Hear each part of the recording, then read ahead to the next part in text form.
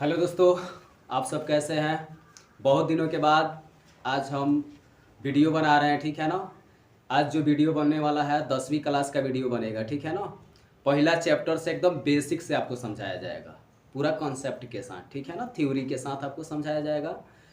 तो देर न करते हुए आज हम बात करेंगे।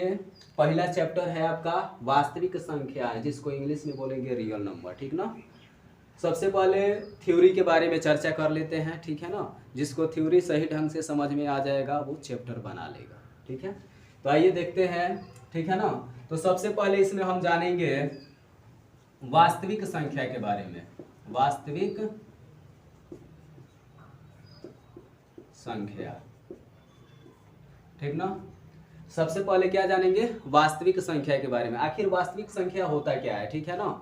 तो हम आपको बता दें, परिमेय तथा अपरिमेय संख्याओं के समूह को वास्तविक संख्या कहते हैं, ठीक है ना। इसका डिफिनेशन यहाँ पे लिख दे रहे हैं।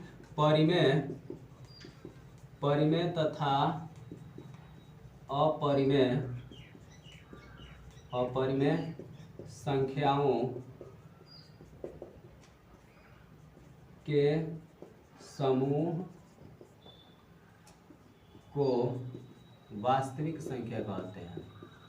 वास्तविक संख्या कहते हैं, ठीक है ना। वास्तविक संख्या किसे बोलेंगे, परिमेय तथा अपरिमेय संख्याओं के समूह को वास्तविक संख्या कहते हैं। अब देखिए, वास्तविक संख्या जो हो गया आपका परिमेय और अपरिमेय हो गया। और परिमेय और अपरिमेय कौन कौन सी संख्या होती है, इसके बारे में चर्चा कर लेते हैं, ठीक है ना। जैसे कि एग्जाम्पल के तौर पर ले लेते हैं, ठीक है ना। जैसे एग्जाम्पल के तौर पर सबसे पहले परिमेय संख्या लेंगे। क्या लेंगे, परिमेय संख्या। तो परिमेय संख्या उसे कहते हैं जिसे P/Q के रूप में लिखा जा सकता है। इसके बाद आपको परिमेय संख्या का डिफिनेशन बताया जाएगा, ठीक है ना। तो देखिए, जैसे 0 हो गया, कमा कर देंगे 1/2 हो गया, 1/3 हो गया, ये आपका परिमेय संख्या हो गया, ठीक है ना।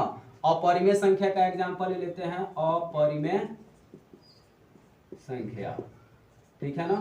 तो अपरिमेय संख्या का एग्जाम्पल ले लेते हैं, जैसे √5 हो गया, √7 हो गया, 3 - √2 हो गया, etc। ये आपका क्या है, अपरिमेय संख्या है। तो इन्हीं समूहों को हम क्या बोलेंगे, वास्तविक संख्या बोलेंगे।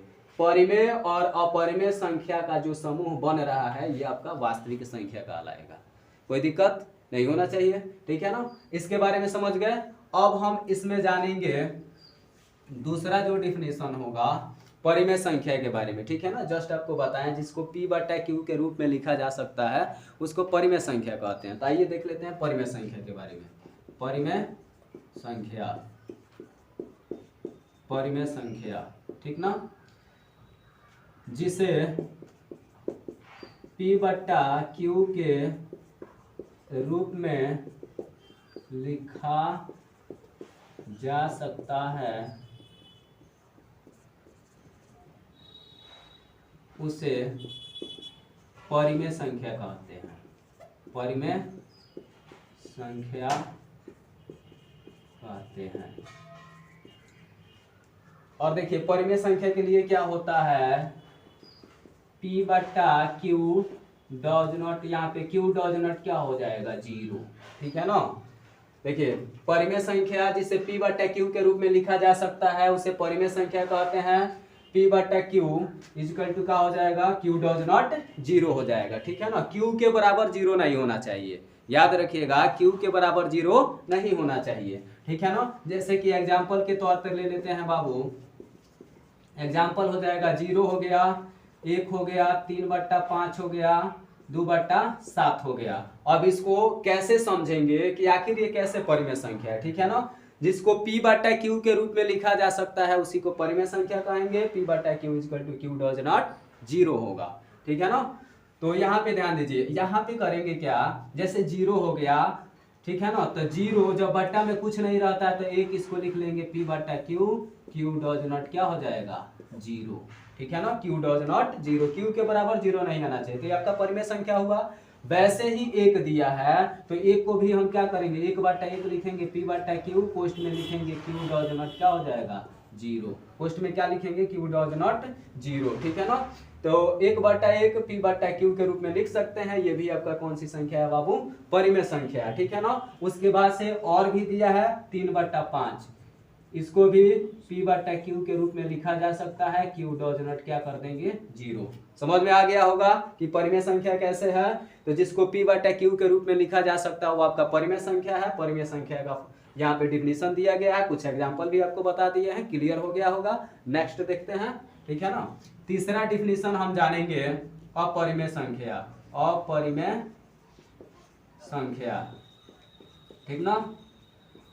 तो अपरिमेय संख्या ठीक इसके विपरीत लिख देंगे, ठीक है ना। क्या लिखेंगे, जिसे p/q के रूप में नहीं लिखा जा सकता है, जिसे p/q के रूप में नहीं लिखा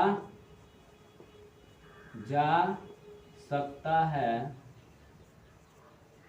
उसे अपरिमेय संख्या कहते हैं। अपरिमेय संख्या कहते हैं। जैसे में ले लेंगे यहाँ पे √3 हो गया, √7 हो गया, 3 माइनस √5 हो गया। इसको हम p/q के रूप में नहीं लिख सकते हैं, ठीक है ना। तो ये सारी संख्याएं जो होती है ये रूट वाली संख्या, ठीक है ना। रूट में हो गया √7, √3, √5, ये आपका क्या हो जाएगा, अपरिमेय संख्या हो जाएगा। और ध्यान रखिएगा, रूट में अगर कोई संख्या दिया है, अगर उसका वर्गमूल निकल जाता है तो आपका वो परिमेय संख्या कहलाएगा। जैसे √4 हो गया, √4 का वर्गमूल कितना होता है, 2 होता है। तो 2 का हम 2 को क्या करेंगे, p/q के रूप में लिख सकते हैं, तो आपका परिमेय संख्या कहलाएगा, ठीक है ना। और ये जो आपको बताया गया है टॉपिक, ठीक है ना, ये वास्तविक संख्या है, रियल नंबर जिसको इंग्लिश में बोलेंगे, पहला चैप्टर से लिया गया है, क्लास 10 का, ठीक है ना। अगर आपको इसमें कहीं भी दिक्कत होता है, ठीक है ना, तो आप कमेंट कीजिए कहाँ पे दिक्कत है, पुनः वहां से आपको बताया जाएगा, ठीक है ना। और वैसे ही वीडियो अगर आप हमसे चाहते हैं तो आप हमारे चैनल से जुड़ जाइए और चैनल को सब्सक्राइब कीजिए, ज़्यादा से ज़्यादा शेयर कीजिए, ताकि हम और अच्छा वीडियो बना सके, ठीक है ना, और आप तक पहुंचा सके। आज के लिए इतना ही, थैंक यू, धन्यवाद।